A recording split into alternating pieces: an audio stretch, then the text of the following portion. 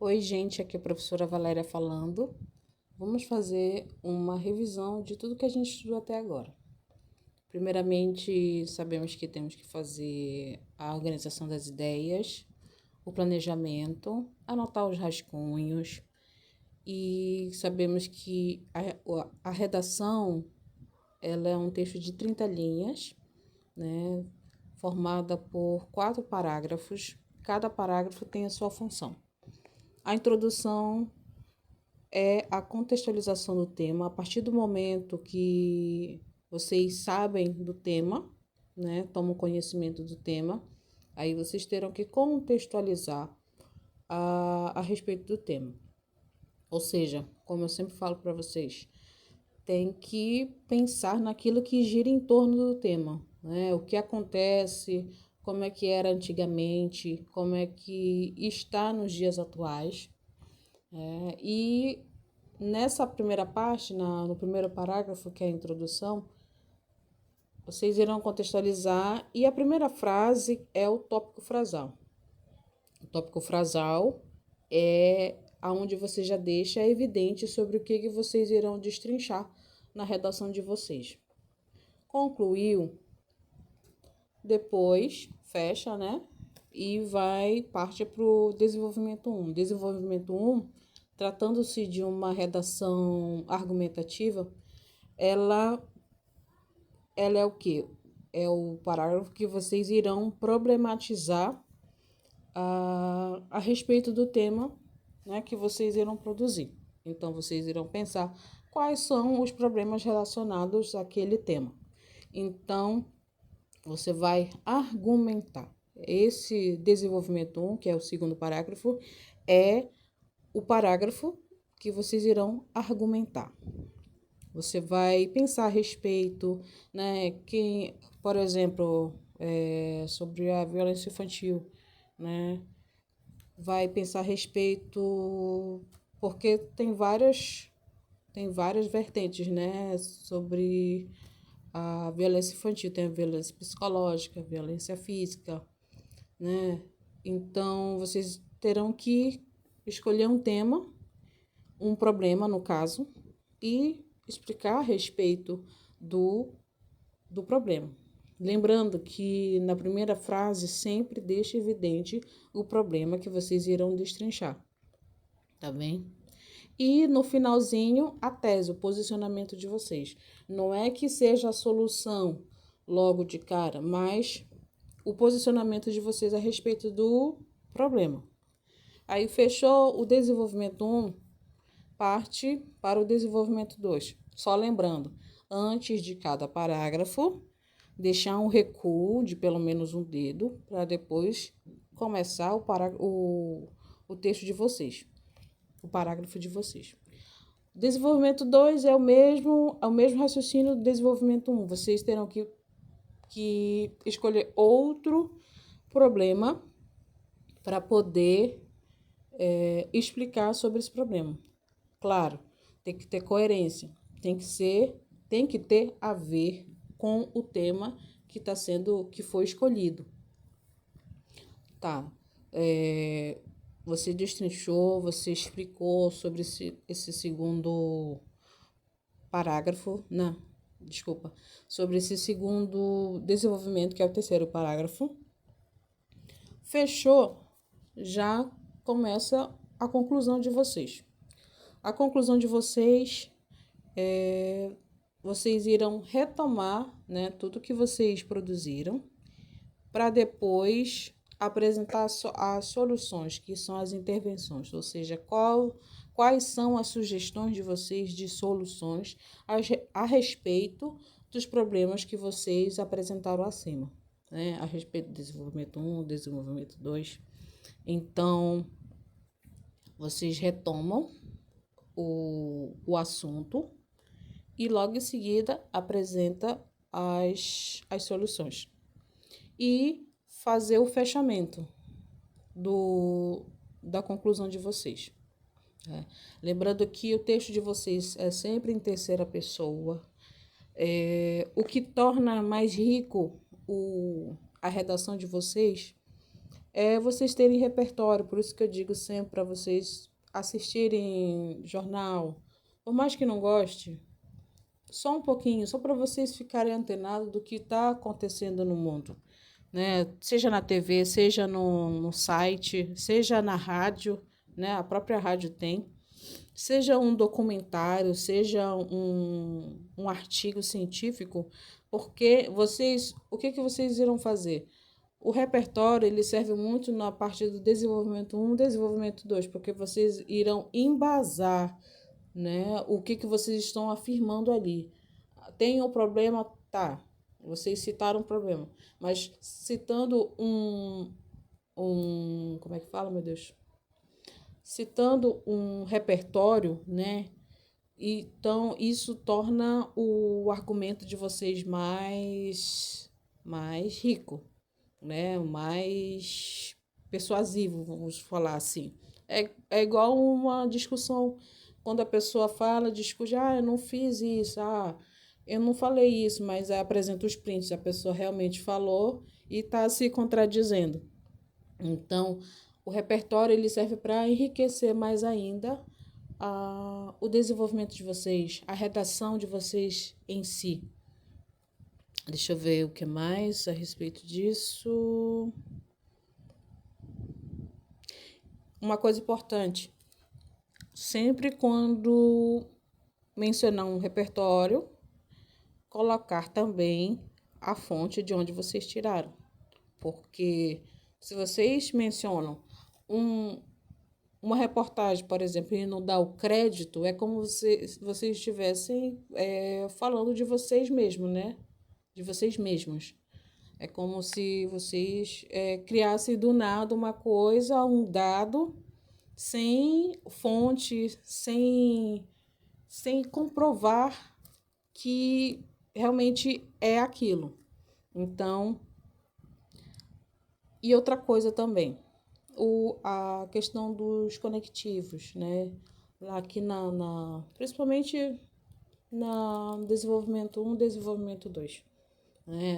O desenvolvimento um em primeiro lugar, em primeiro plano, aí depois a vírgula, depois do conectivo e logo em seguida colocar o problema que vocês irão explicar. Desenvolvimento 2, a mesma coisa, em segundo lugar, em segundo plano. Ademais, além disso, esses são alguns que tá no material de vocês também, sobre os conectivos. Aqui na conclusão, o portanto, em síntese, em resumo, todos esses servem para a conclusão, compreenderam? Então, se ficar alguma dúvida, pode enviar a pergunta, tá bom? Então, eu encerro essa parte e eu vou enviar mais conteúdo para vocês. No caso, eu vou fazer estudo de caso de cada tema. Agora vamos para o primeiro estudo de caso. A precarização do trabalho digital e os direitos dos trabalhadores em plataformas. Ou seja, trata-se daquele trabalho que é o home office, né? Aquela pessoa que trabalha em casa, o freelancer, aquelas pessoas que prestam serviço para plataformas digitais. Um exemplo disso, eu vi uma moça eu sigo uma moça no Instagram que ela trabalha para serviço para uma empresa internacional, né? Então, o chefe dela é super de boa e o único interesse dele é que ela entregue o trabalho. Já uma amiga dela que presta serviço como home office, né? Como igual o trabalho dela de secretária virtual, só que nacional, é muito diferente, porque a pessoa ela está, né, trabalhando em casa, só que ela não tem uma liberdade, digamos assim, porque tudo que ela faz enquanto está no horário de trabalho, ela precisa fazer o relatório. Fui ao banheiro tal hora. Eu parei o serviço tal hora para almoçar tal hora, terminei de almoçar tal hora e retomei o trabalho tal hora. Sendo que é muito diferente a questão da empresa nacional e a empresa internacional, que no caso é o Itaú, né? A secretária virtual do Itaú tem que dar os mínimos detalhes do dia dela para que ela possa receber o salário dela, só que o Itaú Internacional, para quem, né, para serviço para os Estados Unidos e tal, é super de boa, né? Não tem essa coisa de ficar no pé. O único critério, a única exigência é que a pessoa entregue o serviço, né? Então, diz respeito à dignidade, no trabalho. Mesmo que seja home office, mesmo que seja freelance, é preciso, né, que a pessoa tenha dignidade no trabalho dela. Como é uma coisa nova, isso já estou contextualizando. Como é uma coisa nova, então ainda não foram criadas diretrizes, né, leis, para que o trabalhador que está nessa área ele tenha dignidade. Então, quais são os problemas que envolvem esse tema? Por exemplo, tem a questão dos direitos trabalhistas, como eu falei para vocês, ainda não tem aquelas diretrizes, não tem leis ainda, né? É igual a questão da IA, como eu falei para vocês. A IA está evoluindo e as diretrizes estão correndo para acompanhar a evolução da IA, que é a inteligência artificial. Outro problema também que envolve esse tema, a informalidade, a saúde física e a saúde mental. Como eu tinha contextualizado para vocês sobre essa moça, né, que deu o depoimento dela, que é como se ela estivesse presa, porque o trabalho virtual, que era para ser um trabalho mais flexível, é como se estivesse dentro da empresa física, né? E o chefe super exigente. Então, qual é a proposta de intervenção que podemos fazer, né? O que podemos dar de sugestão como solução a respeito disso? É que possa ter políticas públicas de proteção, né? Um sindicato ou uma cooperativa para trabalhadores de apps, né? Trabalhadores prestadores de serviço para aplicativos. O outro estudo de caso, outro tema, saúde mental entre os jovens na era digital. Sabemos que com essa evolução, né, da internet, de rede social, os jovens estão tendo contato cada vez mais cedo, né? Se trata esse tema, contextualizando, se eu for contextualizar, que é a partir da introdução, se trata do aumento de casos de ansiedade, depressão, burnout, especialmente em jovens que ganhou destaque atualmente. Ou seja, o que se trata disso, né? Sobre o que é isso? Que os jovens estão cada vez mais sendo influenciados, né? Tem alguns que sabem até dosar, os pais têm aquele controle, você não vai ter celular de segunda a sexta, vai ter acesso só aos finais de semana. Tem aqueles que falam, você pode consumir tantos minutos e depois você tem que fazer sua atividade de casa, tem que fazer suas tarefas de casa. Então, a saúde mental dos jovens é uma coisa séria, é uma coisa super séria. Eu dou aula para uma moça, né, do 6º ano, e ela me falou que alguns colegas, né, de outra turma, ela é do 6º ano, mas ela viu que alguns estavam assistindo vídeo. Esse vídeo era como se fosse um desafio. Vocês lembram daquele desafio da baleia, agora surgiu um outro desafio, que é o vídeo que a pessoa, quanto tempo a pessoa aguenta ficar sedada? Eu falei, como assim sedada? Quanto tempo ela fica, depois que toma remédio, fica sedada? Aí eu alertei ela, porque isso é super perigoso, né? Aquela coisa de sedação é só em momento de cirurgia, né? Caso de cirurgia. Quando a pessoa vai fazer uma cirurgia, ela precisa passar pela sedação. Agora, os adolescentes, tá viralizando esse vídeo aí, que a pessoa fica sedada por um tempo. Aí eu alertei ela. Olha, isso é muito perigoso. Por quê? Porque vai que a pessoa erra a dose da medicação. Tem medicação que dá sonolência, sim, tem. Mas se a pessoa erra a dose, ela pode se matar, ela pode acabar se matando. Agora, percebam o perigo que é isso na adolescência, né? Entre os adolescentes, essa influência, esse vídeo que está rolando no TikTok. Agora pensa. Então, falando sobre os problemas, o que a gente poderia falar? O que a gente poderia mencionar no desenvolvimento 1 e desenvolvimento 2? No desenvolvimento 1, por exemplo, poderíamos falar sobre a influência das redes sociais. Por exemplo, o TikTok.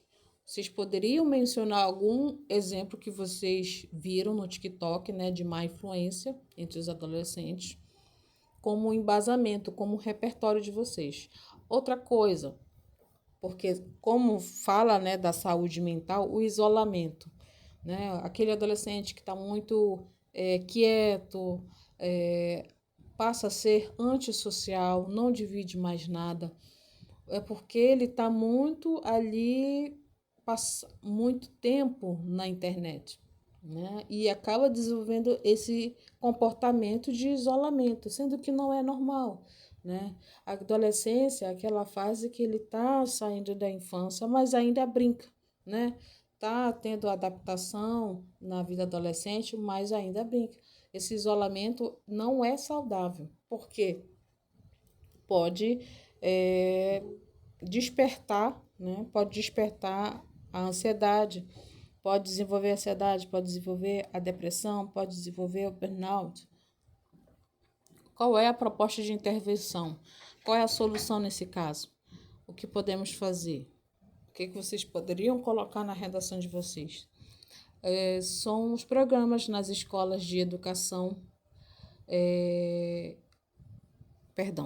programas nas escolas de educação emocional. Ou seja, falar, discutir com os alunos sobre educação emocional, né? Sobre inteligência emocional, porque sabemos que é uma fase que ainda tem imaturidade, né? Então, os responsáveis, os genitores, quem cerca aquele adolescente precisa dar aquele apoio emocional para que passe por essa fase da melhor forma possível. Outra coisa que pode ser feita é a capacitação de professores, né, a respeito desse tema. Saber identificar o aluno que está mais acuado, mais isolado, chamar para perto. Então, os professores poderiam receber mais capacitação a respeito disso. Outra coisa também que poderia colocar para facilitar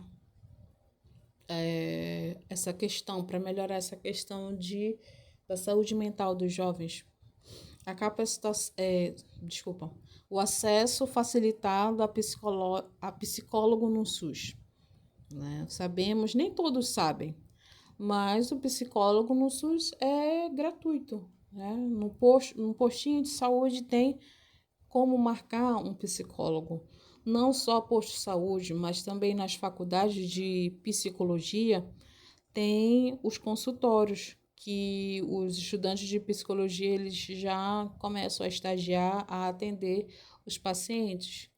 Outra coisa também que é importante são as campanhas de conscientização a respeito disso, porque normalizaram já o adolescente passar horas e horas e horas na tela, né?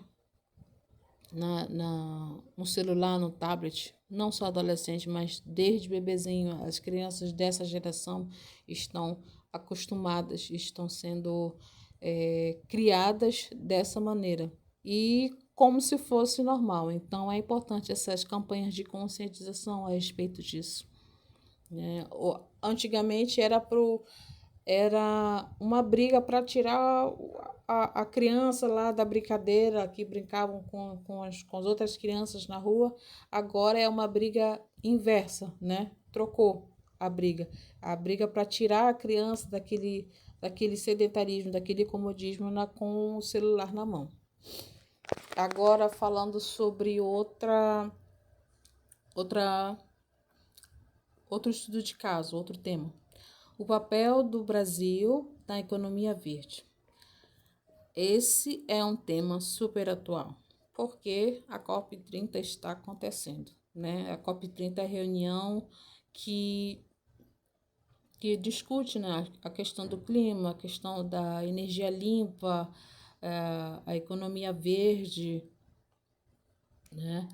Então, apesar de estar discutindo assim e muitos países terem sido convidados até o momento, só 3 em tese, se prontificaram a ajudar a investir no Brasil a respeito disso.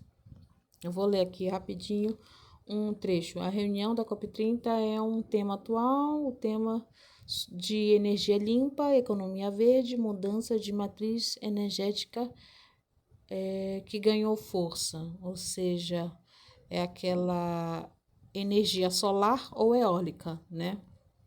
Então, agora analisando o cenário, né? Antes de acontecer a COP30, houve aquela questão do presidente com o presidente Trump, né? Os presidentes dos Estados Unidos, tudo isso, acredito eu, que influenciou na COP, porque era para outros países estarem investindo, mas como houve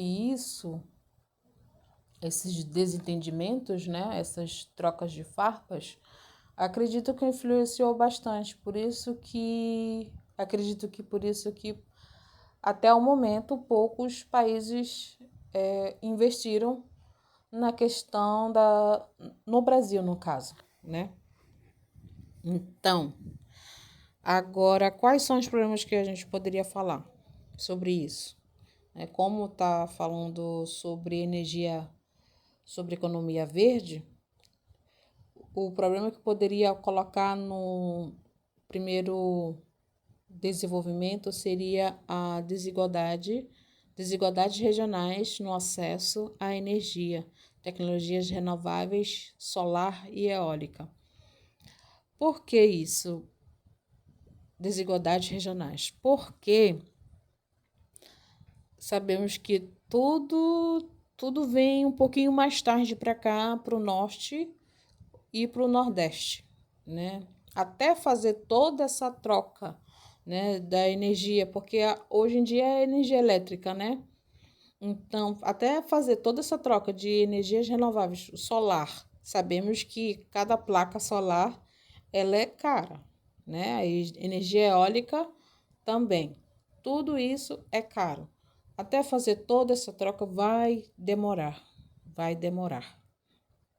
Então, essa é uma questão a ser debatida, ainda mais em lugares mais distantes, né? Agora, outro problema que poderia ser colocado no desenvolvimento 2 é o desmatamento e contradições ambientais. Agora, destrinchando esse problema. O Brasil enfrenta altos índices de desmatamento da Amazônia, o que contradiz a imagem de líder verde, ou seja, hipocrisia.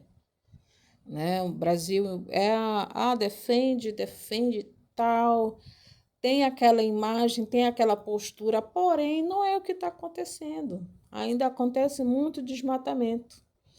Outra coisa que poderia ser também colocado nessa desmatamento e contradições ambientais, a expansão agropecuária e a mineração pressionou áreas de preservação, ou seja, é aquela coisa, né? O dinheiro fala mais alto, libera, né? É comprado.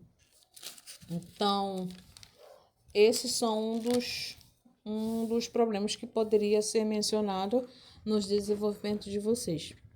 Agora, falando sobre a proposta de intervenção, ou seja, soluções. O que poderia ser feito?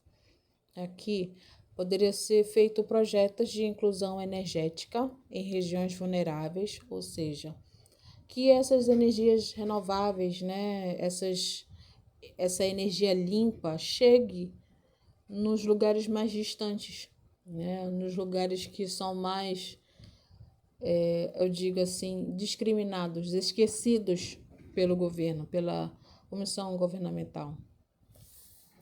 No caso, falando em omissão governamental, poderia até se encaixar também nesse tema. O papel do Brasil na economia verde. Poderia até se encaixar. Porque, assim, pelo que eu estou acompanhando, né, esses discursos, é muita hipocrisia em cima de hipocrisia, mas enfim. Tá, voltando à proposta de intervenção. Projetos de inclusão energética em regiões vulneráveis. Outro ponto, política nacional de transição justa para os trabalhadores. Do que se trata isso? Ou seja, tem os trabalhadores que estão, se é para ser feita essa troca, né? Então, muitos trabalhadores da energia elétrica correm o risco de perder o emprego. Então, por isso que é importante fazer essa transição justa, ou seja, realocar esses trabalhadores para esses serviços, esses outros serviços que são da energia renovável. Agora, falando sobre outro estudo de caso, o etarismo. O etarismo, que é a idade como fator de discriminação no mercado de trabalho e sociedade brasileira. Nada mais é do que o preconceito contra as pessoas mais velhas ou jovens demais. No trabalho, de certa forma, são rotulados como pessoas que não darão conta do serviço. Ou seja, em outras palavras, é aquele preconceito, né? O preconceito com as pessoas mais velhas. As pessoas mais velhas são mal vistas, né, por algumas pessoas. Há aquele desdém, né? A pessoa até tem vontade, a pessoa que tem mais 50, mais 60, ela não tem vontade de se aposentar, ela tem aquela sede ainda de continuar trabalhando. E muitas das vezes ela é mal vista, né? Ela é recusada numa entrevista de trabalho e isso mexe com o emocional, com certeza. A mesma coisa acontece quando a pessoa é muito jovem, né? A pessoa recém-formada, por exemplo, ela, a princípio, ninguém quer dar oportunidade para essa pessoa, né? Ah, não tem experiência, não sei o quê. Mas se não der experiência, como a pessoa vai dar experiência? Se não der oportunidade, como a pessoa vai desenvolver? Não é verdade? Então, para contextualizar, vocês irão fazer isso, falar sobre o preconceito em si, né? O preconceito da pessoa mais velha, como também da pessoa mais jovem no mercado de trabalho, né? Não querem dar oportunidade, tem certas empresas que não aceitam, tem certas empresas que têm ainda preconceito, tem uma certa resistência a isso, né? Não quer dar oportunidade para pessoa muito jovem, sendo que aquela pessoa ela tem aquela sede de trabalhar. Então, quais são os problemas que eu poderia colocar? Quais são os argumentos no desenvolvimento 1, desenvolvimento 2? A ausência de oportunidade para quem já tem uma certa idade, a cultura da descredibilidade no mercado de trabalho, né? Foi o que eu falei acima. Só que aqui vocês irão, se vocês tiverem exemplos também é importante, né? Agora, outro problema também, o impacto psicológico. Ou seja, isso mexe, né, com o emocional da pessoa, mexe com a autoestima da autoestima da pessoa. Então, é igual aquela pessoa que é analfabeta, né, que tem aquele desejo de ler, escrever e não tem a oportunidade, não teve a oportunidade de frequentar a sala de aula. Qual é a proposta de intervenção nesse caso? A requalificação para trabalhadores mais velhos, né?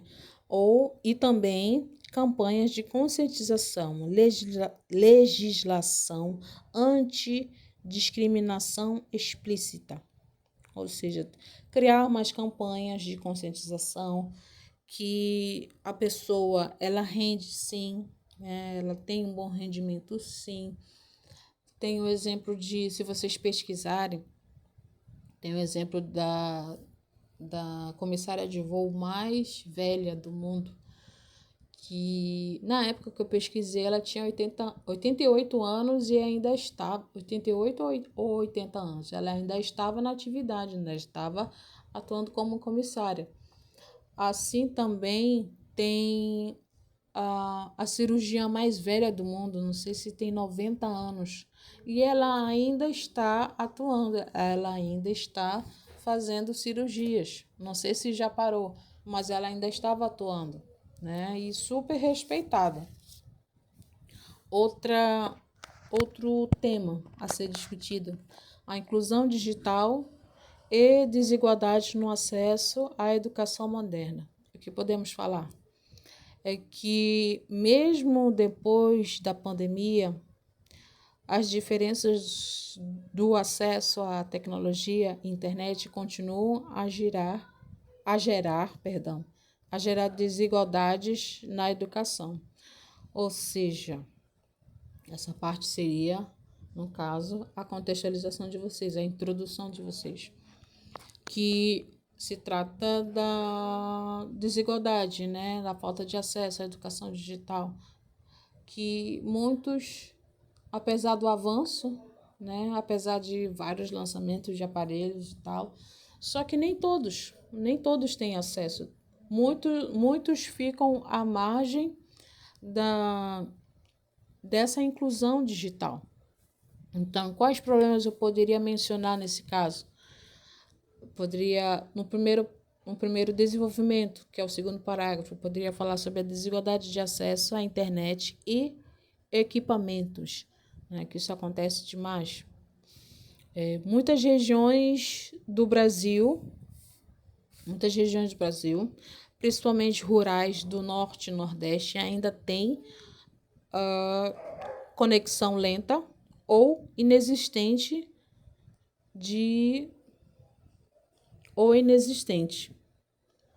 Perdão. Ou seja, ainda acontece isso, como eu falei, né? Mencionei antes para vocês, ainda acontece isso.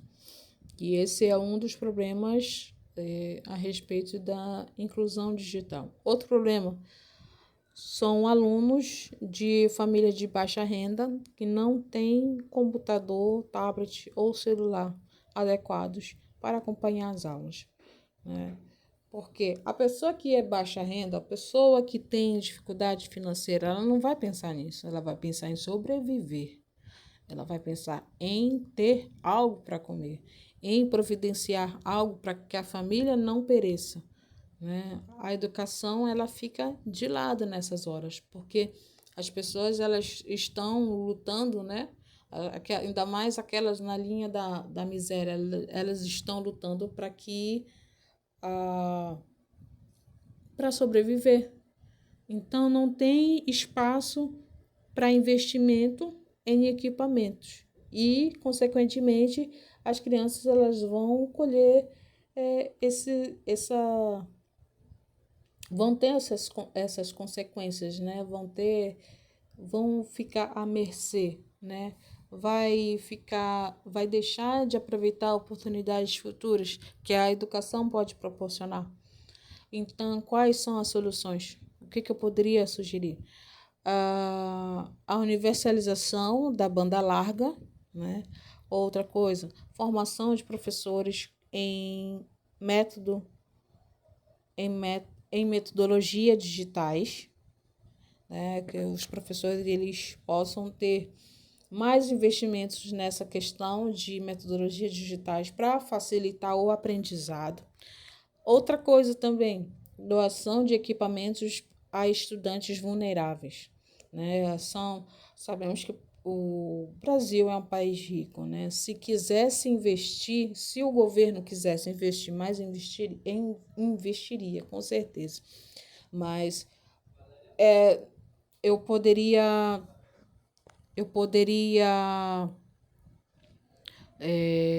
desculpa, a doação de equipamentos a estudantes vulneráveis. Por exemplo,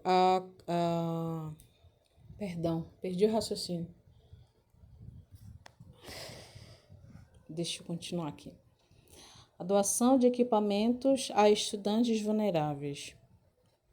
Ou seja, as crianças elas poderiam ter mais investimentos, assim como um exemplo disso, a educação de Singapura é incomparável, né? A educação lá é incomparável. Se for comparar aqui com o Brasil, com Singapura, não chega no nível. O Brasil ele está muito atrás, muito aquém do desejável. Então, qual é...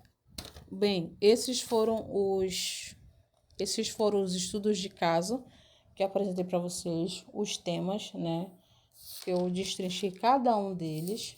Qual é a missão de vocês? Qual é a atividade? Eu deixei uma imagem aí para vocês produzirem uma redação de cada tema. Vocês irão produzir uma redação de cada tema e fazer a foto e me enviar por WhatsApp no meu privado. Então, produzam, pesquisem antes de organize as ideias, façam os rascunhos de vocês para que vocês façam uma boa redação, tá? Outra coisa, assistam